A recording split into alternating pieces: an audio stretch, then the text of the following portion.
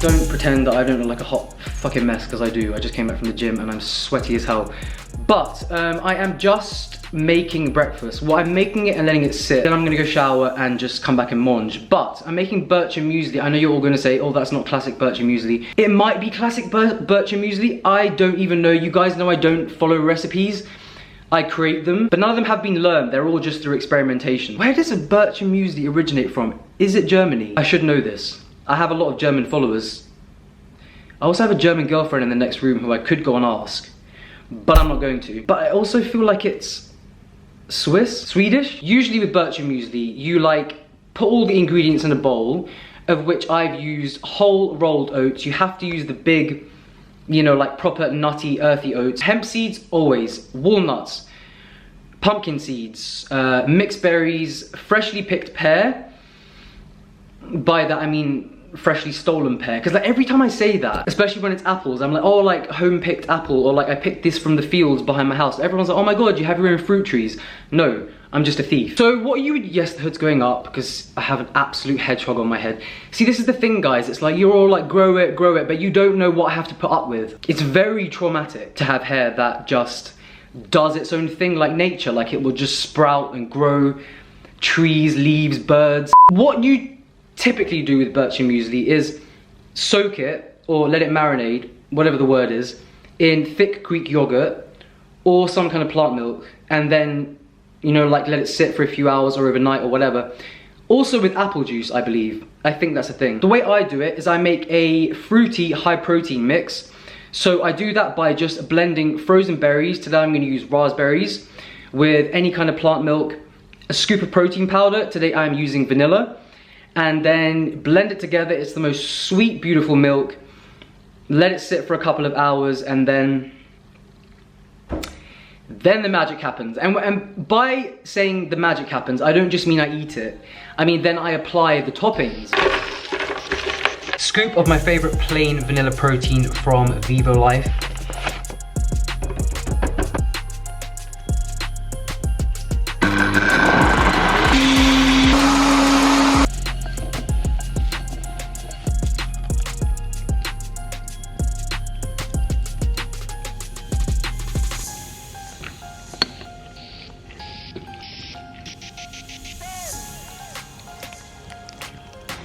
Today was definitely not a leg day because I very rarely train legs anyway, but I've also fucked up my ankle again. I tore some ligaments in this one. But seriously, everyone's always asking me how I train specifically legs and abs. This is indeed with terrible lighting as well, but the honest answer is, guys, I still have these legs from tennis. But apart from what I've shown you on camera, I never do leg days. Never do leg days.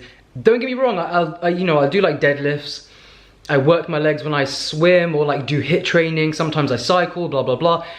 But it still doesn't make sense to have that much muscle in my legs when I don't do actual leg days or leg lifting. Someone asked me the other day on Instagram as well, what's my worst body part to train? Or what do I never train? Like never, ever, ever.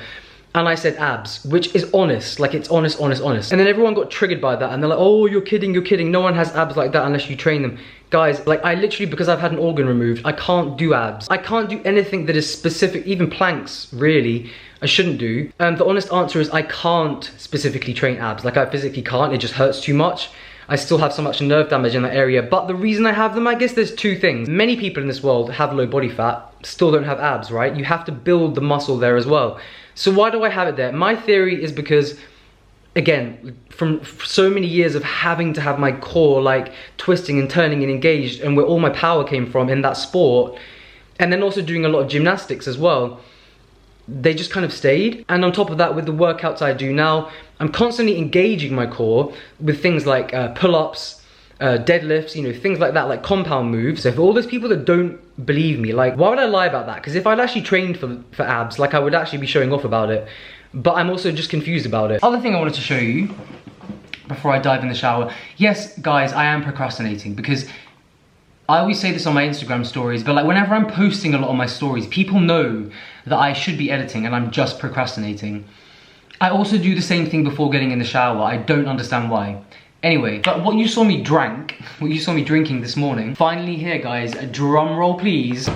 Their pre-workout is finally here. I am someone, and I'm gonna be honest about this, like even when I was in professional sport, never took a pre-workout, never. Because I just felt like I didn't need it.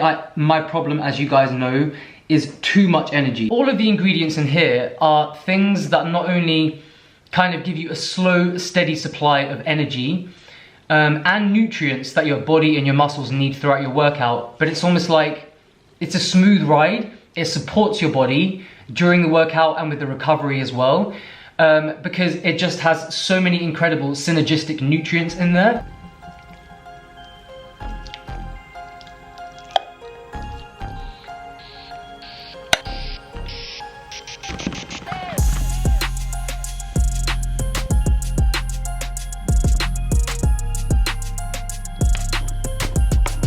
If you're wondering why I always open like a fresh jar in every video, it's literally because I do eat a jar most days, or at least like over 2 days, so the chances are that I'm going to be opening a new one like every time I film. Do you know what I'm saying?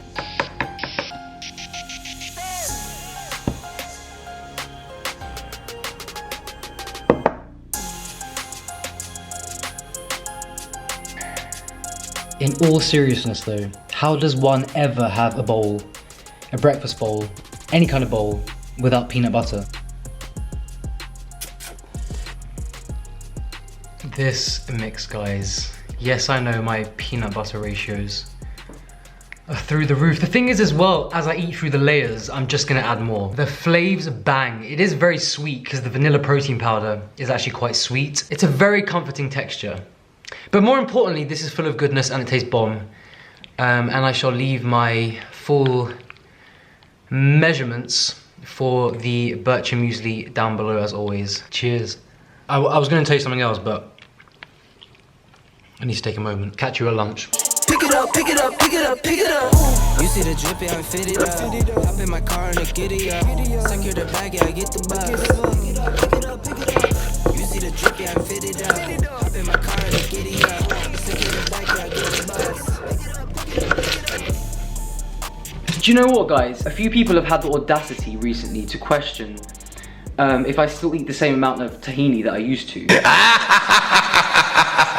Funny. And I don't show it as much because I feel like I'm kind of ashamed about it, but also proud of it at the same time. And it's not so much in recipes, it's just constant dunking things in it throughout the day.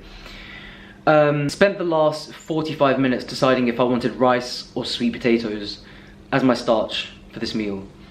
It did feel like 5 minutes to me, but don't forget I have absolutely no concept of time. Going with rice, white basmati rice. So yeah, I'm whipping up some kind of rice bowl. That's going back up for obvious reasons. I mentioned the tahini thing because obviously for this rice bowl I'm making lots of roasted, like I always do, like lots of roasted veggies, roasting up some firm tofu with, what else did I just chop up right behind me? Very simple, just zucchini, which by the way, some people, you're still steaming zucchini. What the fuck are you doing with your life? So yeah, zucchini, carrots, red onion, and I'm gonna make a beautiful, simple marinade from tahini, lime juice, coconut aminos.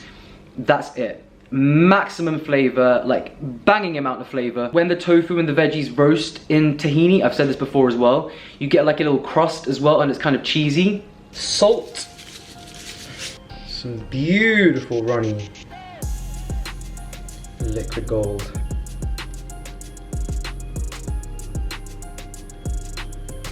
That was a good like 6 or 7 tablespoons. Coconut aminos. If you don't have that, you could also use balsamic vinegar and some fresh lime.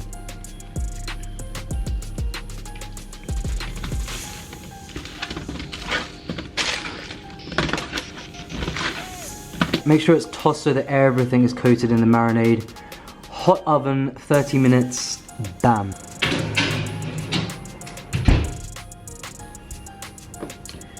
Always leave this recording. There's something about the smell of steamy, hot rice that just reminds me of my childhood, and it's just the most incredible thing ever.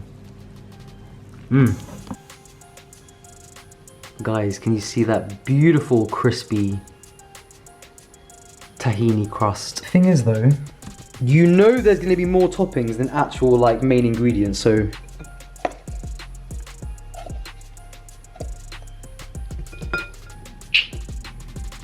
Lots and lots of fresh coriander.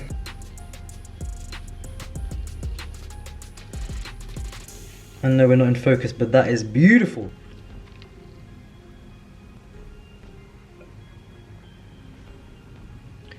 Just a tiny bit more.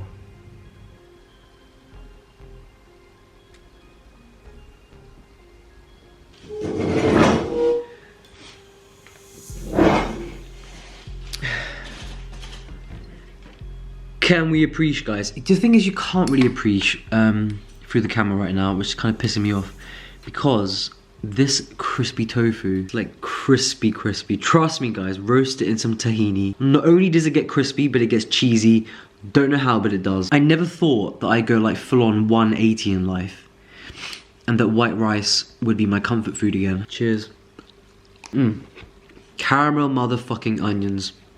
Absolutely bang. I did also drizzle some of the sun-dried tomato herby olive oil from the sun-dried tomato pack. I drizzled over the rice as well, and it goes so well with the coriander and the avocado.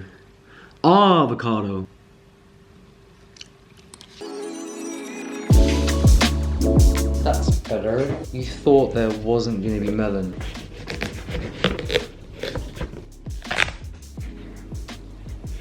It's a sweet one, I can tell. I never like film from this angle.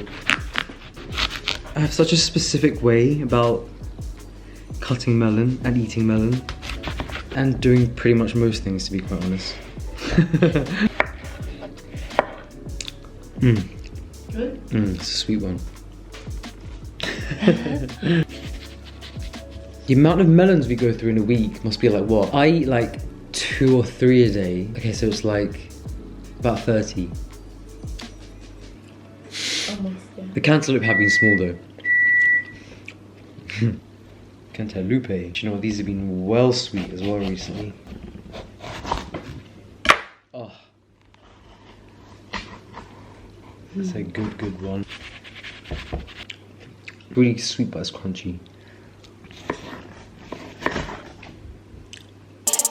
Pick it up. You see the drip, yeah, I fit it up. Hop in my car and I get it up. Guys, I have made the most beautiful... I did not make this. My beautiful girlfriend has made... So what we got going on here? Red lentils, butternut squash, and lots of spices. What spices? Oh my god. They want details. I'll put the recipe down below anyway, but what? Turmeric, cumin, coriander, some onion, and something else.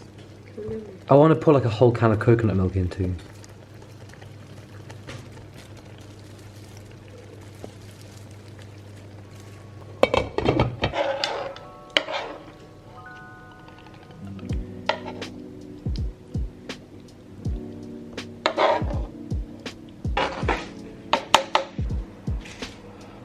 Steam coming off that pumpkin.